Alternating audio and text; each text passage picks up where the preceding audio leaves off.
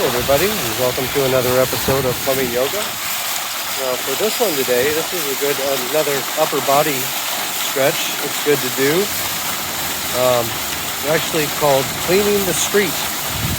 So for this one, you're going to need a fire hydrant.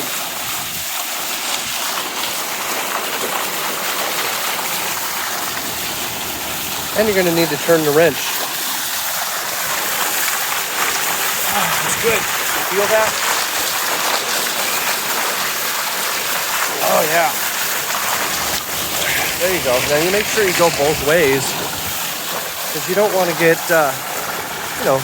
one side worked out more than the other. So it's also good to switch arms for this as well.